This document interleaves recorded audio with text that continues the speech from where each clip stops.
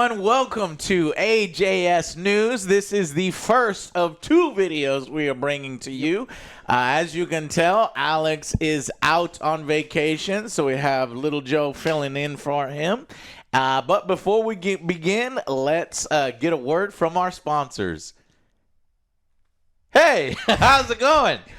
I officially sponsor the Angry Joe Show. Yeah. I'm looking forward to you supporting the Angry Joe Show through many means.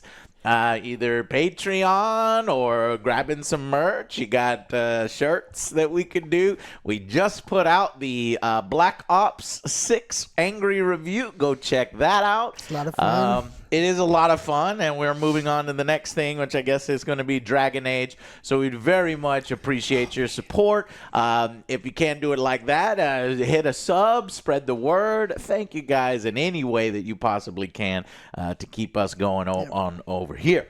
So let's get into the news. I'm not sure exactly how Alex does this or how many news stories he does, so I'm just going to rapid fire a bunch of news stories that I've found.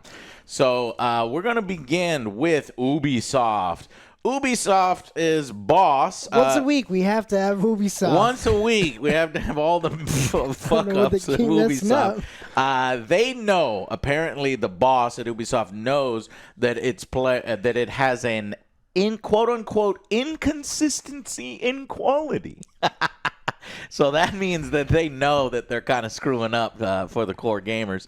So just trying to push stuff out, like, all right, let's get this out, get it done. But God, Assassin's Creed Vice President, Executive Producer, Jesus Christ. Assassin's Creed's Vice President, Executive Producer, Mark Alexis Cote, assistant to the regional manager, told Eurogamer that Ubisoft's portfolio has faced criticism in recent years for a perceived inconsistency in quality, and that's why Assassin's Creed Shadows is getting pushed back to February of next year, as we previously reported. So I guess he's trying to put all of his ducks in a row and make this launch as solid as possible.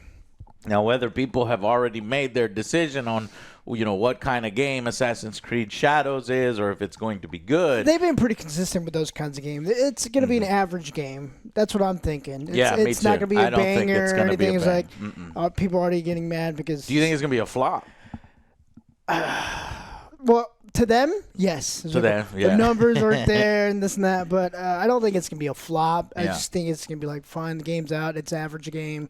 Apparently they're sensitive, Joe, because they say, quote, Assassin's Creed Shadows represents our opportunity to change that narrative, not just for Assassin's Creed, but I think for Ubisoft as a whole. Expecting Assassin's Creed Shadows to change the narrative. I think they're disappointing themselves. Like a formula with that game. If they change that, maybe, but I don't think so. Yeah, and he goes, in today's market, being amongst the best is just not good enough anymore. So, all right, well, that's lofty words from that guy right there, but I still think it's going to be a middling success, and they're going to be a little disappointed in it.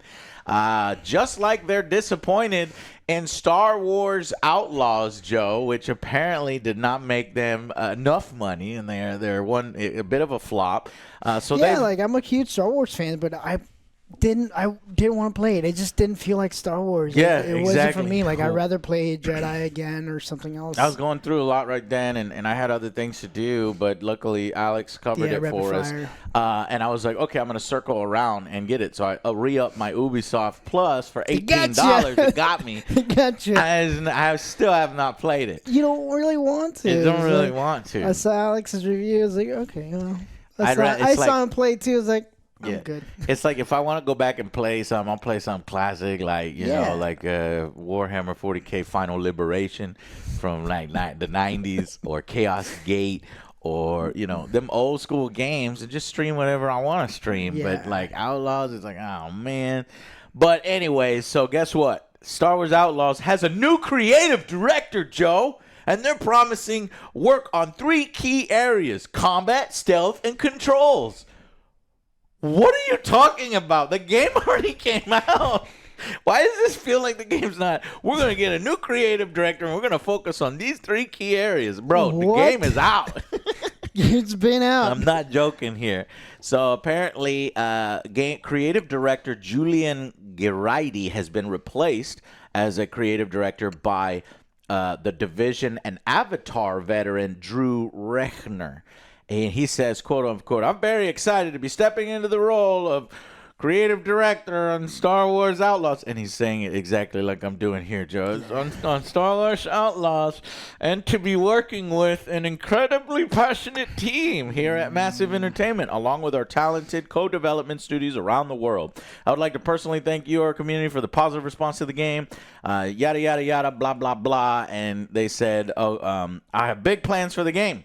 Multiple updates have already been released, right? So you got some free stuff there. Yeah. And then they're going to accelerate their Outlaws planned launch on Steam, right? And then that's when he says, there's key areas, combat, stealth, and focus. He said, we will embrace player choice more than ever before, whether it's sneaking through encounters, going into blasters blazing, or everything in between. He said, going in blasters blazing. A tongue twister, or everything in between. Details on the upcoming changes will be shared in future updates leading to the 1.4 patch on November 20. Man, they are really making it sound like it's going to be a completely different game because they want people to buy it, right? They're like, oh, if you've heard bad things, don't worry. We're going to do all this other stuff and make it great. I'm not much of a stealth player. Shocker, I know. No, you are a stealth player. It's hilarious to watch you play stealth. That's what I'm saying. Joe's version of stealth is, going in loud, throwing a fucking knife or throwing a kitchen sink at somebody's face and going, stealth! Like, that's... Were the alarms raised? It's not stealth. Were the alarms raised? No, because the guy died before he knew what you threw at him. Exactly. Okay, so I have confirmation, official confirmation that Dragon Age and BioWare is dead. Right? Not the game that just came out, but just the spirit, idea, and legacy. Because along with Blizzard. Mm-hmm. Exactly. So you picked up on it. So let's see.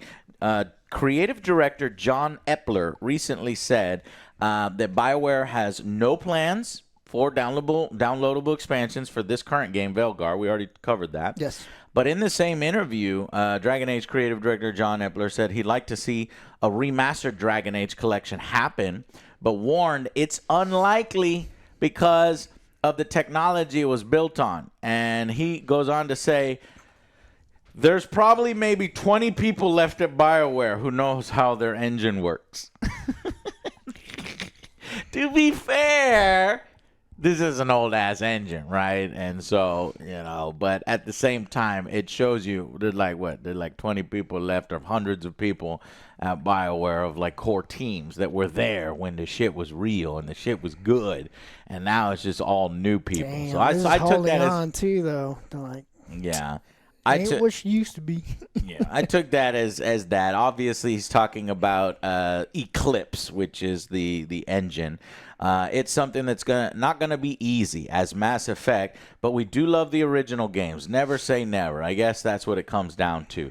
Now, the silver lining here is obviously if there's only 20 people left that was working on the old engine and the old games, it's technically not impossible to remaster it. He just says it's unlikely. If they really wanted to do it, EA would be like, here's a bunch of money, hire a bunch of people, and do the remasters.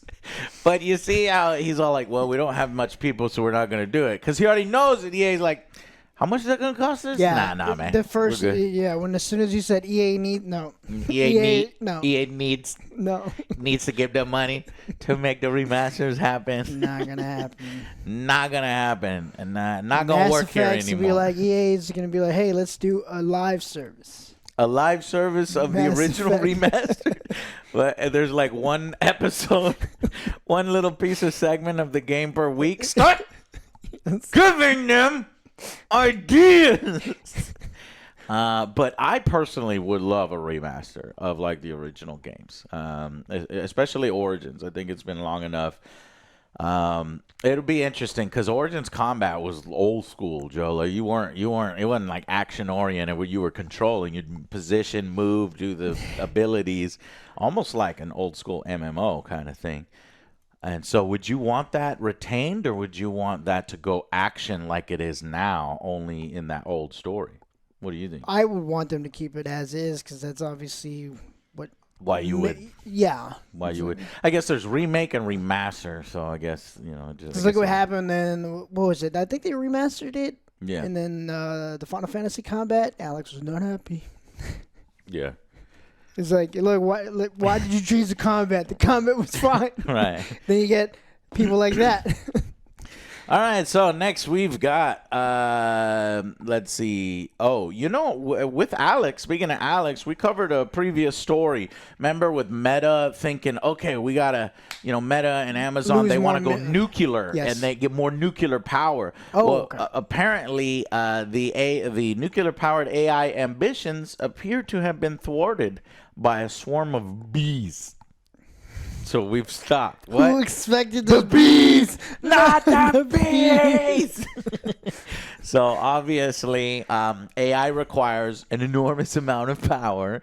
And the major players in the industry were like, okay, maybe we're going to need, some more nuclear energy providers. And so the plan was to build a new data center right next to an existing nuclear power plant. Unfortunately, that land has been earmarked for development. Or unfortunately, that land that has been earmarked for development is really close to an endangered rare species of bee. And that's got to sting. And it's basically they're running into a lot of problems to try to get that. So I'm not sure. But if we're talking money and we're talking nuclear power, that they're going to find a way to, relocate. Either relocate the bees? You relocate. Well, I don't want that job. You want that job, Joe? You get the bees over there. Yeah, there's people that do that. Sting. No, yeah. So we'll see how they can get past the regulatory challenges and the environmental challenges in order to get more nuclear power. But it may end up being that they have to go somewhere else, and they figure that out. They can go into the metaverse. But they can make more they can make more nuclear power in VR. Joe, you know that this. So when you put the headset, does the power come through the cable? It's like you have a surge protector. You plug it in. You just plug it in. Unlimited power. Okay, that's not how that works. But they have tons of real estate that they can just. No. Let's see. So let's see. Sources say that Mark Zuckerberg has in the past expressed frustration with the lack of nuclear options in the U.S. compared to China.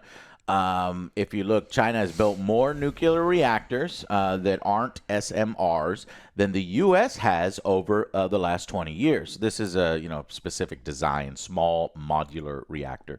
In other words, if Meta wants to build close to a power plant, there are a few other options. So they'll need to figure this out. We'll keep you covered to see if they could have probably built so many if they would have stopped with the. Yeah, they lost billions upon billions every year, close to it, right? Yeah.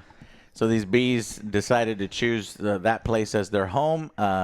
Ultimate trolling of these companies. We'll see what happens with it. Okay, but right now Steam has a brand new feature. Okay, Epic Store sucks. They're doing something? They're trying to keep up with Steam. Apparently Steam now has game recording available for everyone. And it's got a bunch of features, not just recording. You can do highlight markers like you can on Twitch, obviously sharing, and then inbuilt editing as well.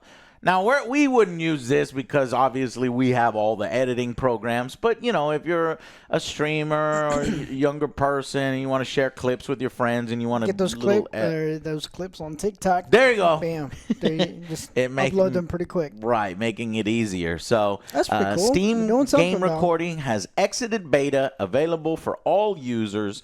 And that is basically they're trying to make the Steam come, you know, one all-in-one gaming app.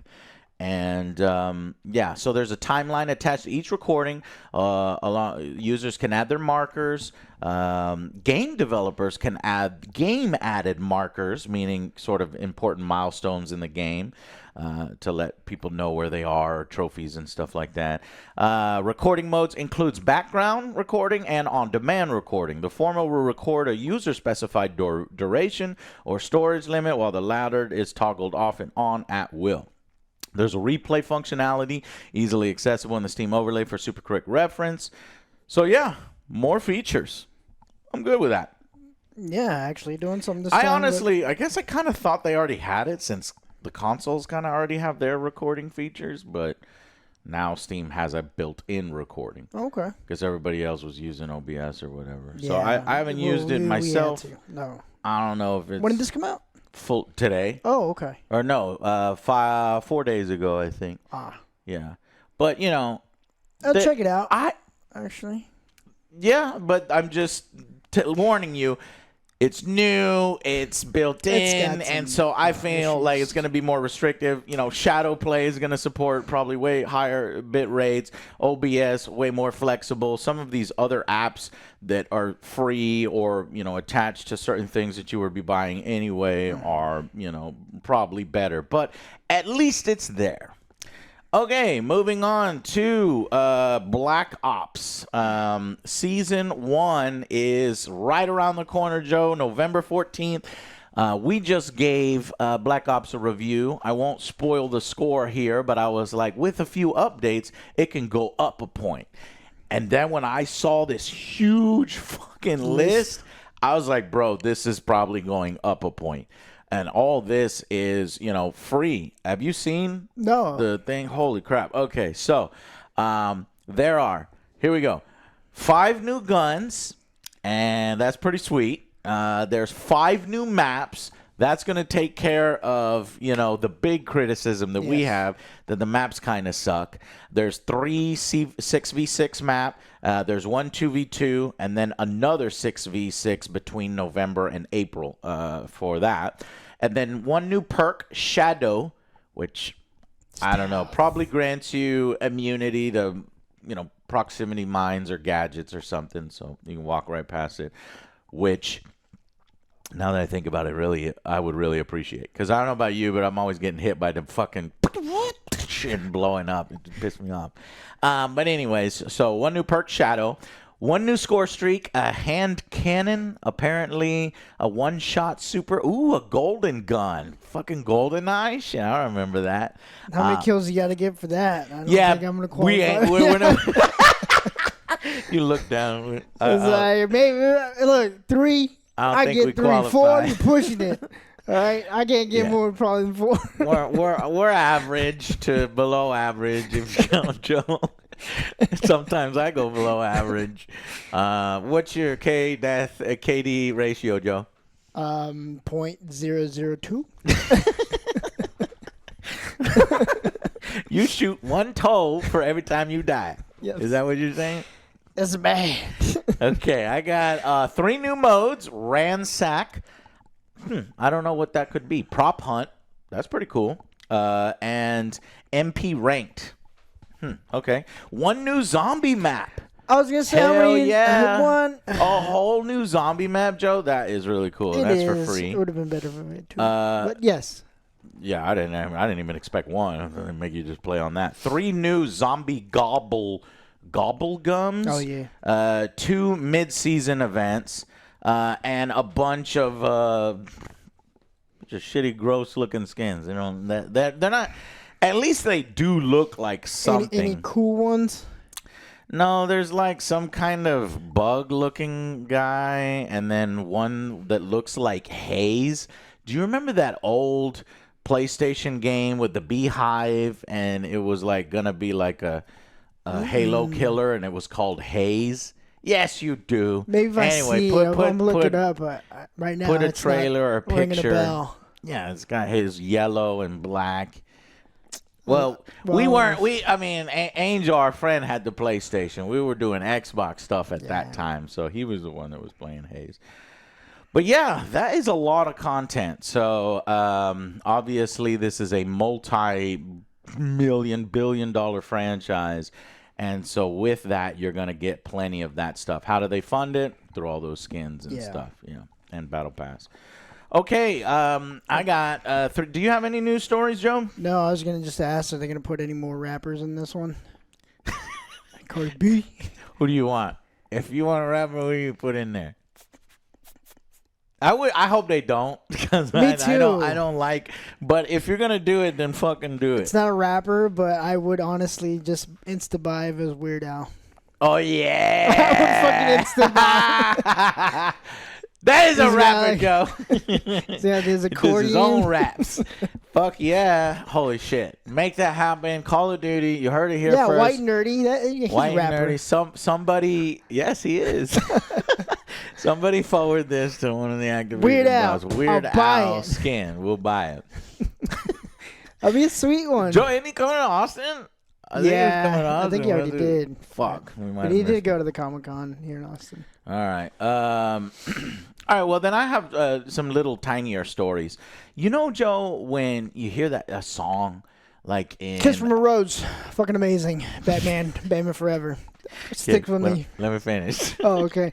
It sticks with me all the time when I hear it. Yes. Na, na, na, na, na, na, na, na. Amazing. No, no. But yeah, no. So you know when a song gets caught in your head and you're like, I gotta figure out the name. I gotta figure it out. Well, there's been this song for 17 years, the most mysterious song on the internet, said by some, that was used in some video games. It was used in Esoteric, Rad Doom mod. And people liked the song, and nobody knew what the song was. It's called myhouse.wad, myhouse.wad. I don't know if that's a file type when they're searching in it. Song. House. In the middle of the street. Yeah. And, our house. Our house. Yeah. Oh, is it? It is our house. Yeah. It's been finally found. So let's see. The song now apparently ID'd as so I'll play a little bit of it here for you, and it's playing like from a car radio. So here, play a little. Avoid copyright. I don't know if it's copyright because it's so difficult to find. Like 10 seconds. I think 10 seconds is fine. 9 seconds.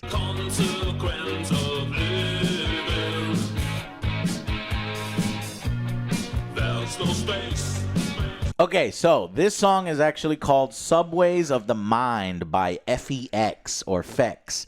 And it saw consistent use around the internet because of its enigmatic nature. It sounded like, like a song that was out there in the 80s that you can't remember.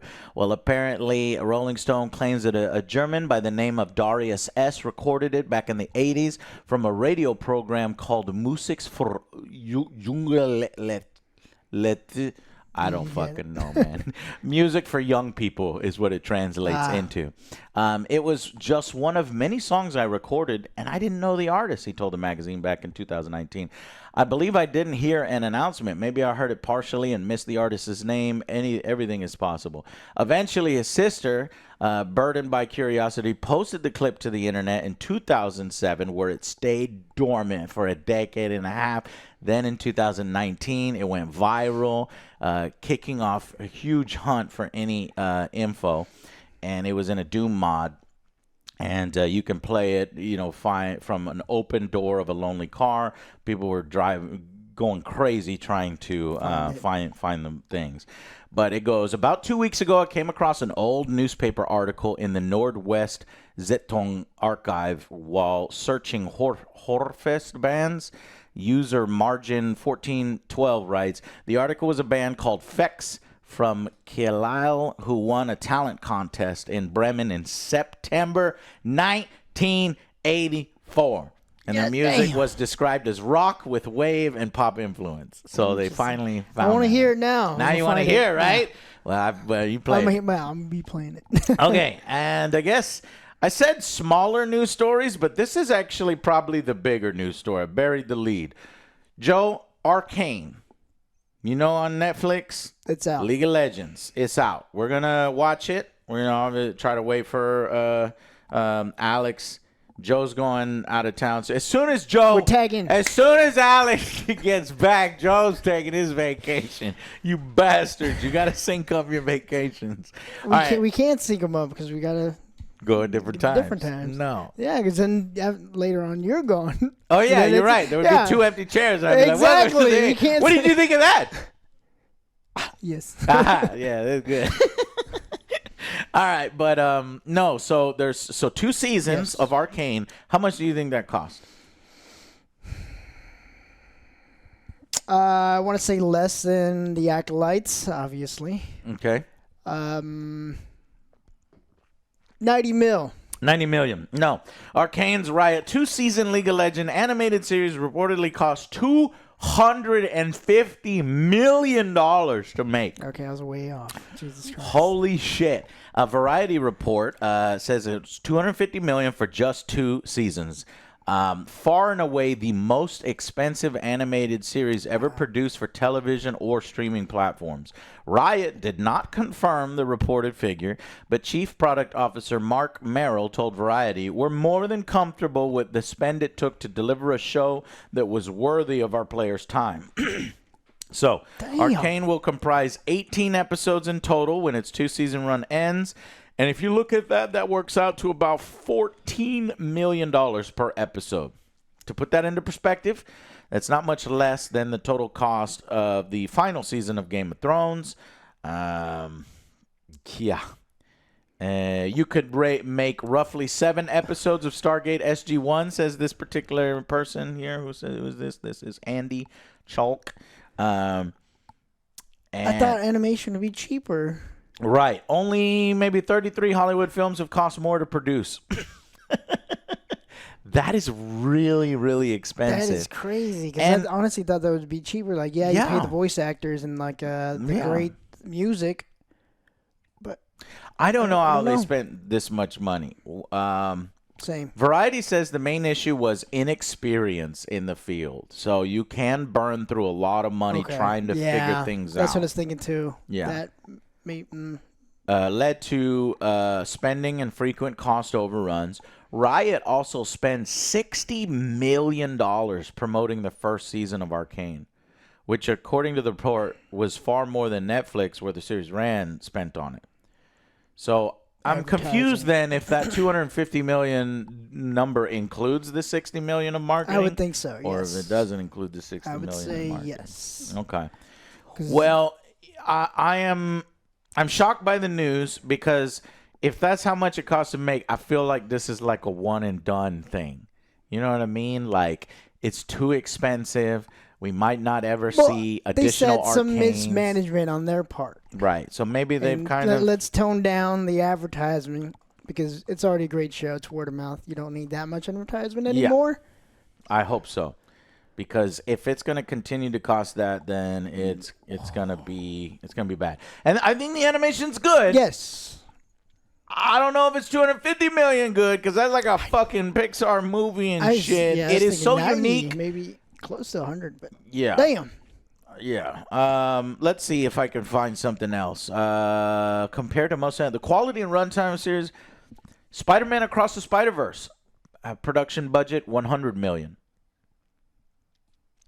So you do, what is it, 18 episodes or something? So it's a lot more content than a movie, but yeah. Yeah. I do think it's money well spent, in my opinion, if it brought a lot of people to Netflix, it was a highly rated series, it just may not be profitable.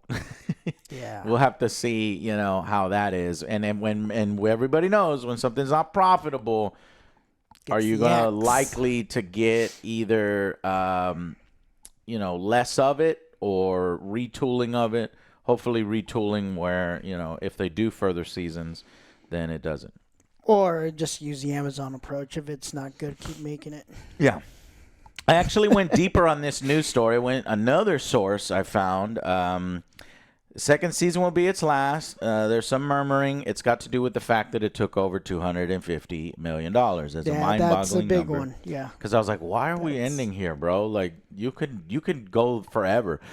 If this took, like you said, that much money to make, they would probably go season 5, 6, 7, 8. Yeah, that's what I was thinking too. But maybe I don't know. Okay, I found it. That number does include marketing costs associated with the release, says Link, which is not part of the budget of Arcane. That's not to say it wasn't pricey, though, as Link adds. Linky adds, Arcane is a really expensive animated series, which was the point. Our dream was to create an animated series that has the fidelity of what you see in the animated movies. They hit that. They did. It's a great show. I have not seen season 2, but I'm excited for it. I was going to say maybe Amazon could pick it up, but I was like, I don't trust them at all to do that because they have money to blow. Yeah. But I wouldn't trust them at all. So if we assume the marketing budget and the distributed budget and we kind of cut that out, you can get roughly to 166 million.